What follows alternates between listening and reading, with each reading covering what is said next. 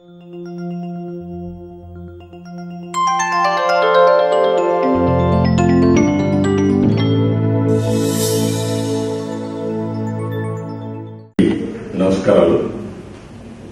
ఈరోజు నేను ఓటేశాను. మీరందరూ కూడా ఓటేయాల్సిన బాధ్యత, కర్తవ్యం మీ పైన ఉంది.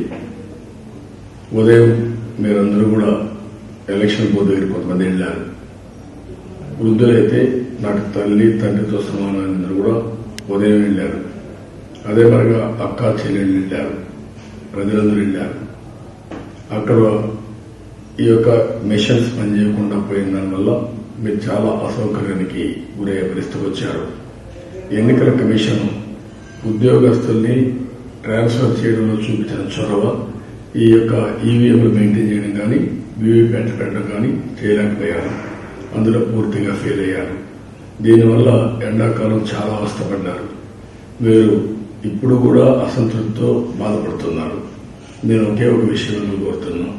మన పిల్లలు పరీక్ష రాసేటప్పుడు మనం ఏ విధంగా అయితే బయట నిలబడుకొని 6 గంటలు కానీ 7 గంటలు కానీ 8 గంటలు కానీ వాళ్ళు పరీక్ష రాసే వరకు మనం బయట ఉంటాం.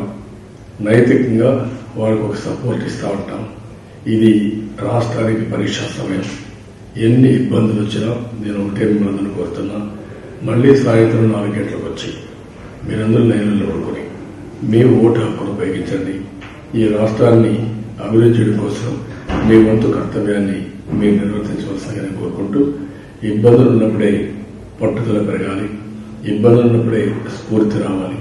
ఆ స్ఫూర్తినిచ్చి ఈ రాష్ట్రం కోసం మీరు త్యాగం చేయాల్సిందిగా కోరుకుంటూ, మీకు జరిగినటువంటి ఇన్కన్వీనియన్స్ ని, అసౌకర్యాన్ని నేను పూర్తిగా బాధపడుతూ విచారిస్తూ మరొక్కసారి విజ్ఞప్తి చేస్తున్నాను.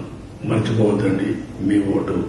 ఆ ఓటు ఈ రాష్ట్రానికి న్యాయం చేస్తుంది, ధర్మాన్ని కాపాడుతుంది, ప్రగతిలో ముందుకుపోతుంది, భావితరాలకు ఉపయోగపడుతుంది.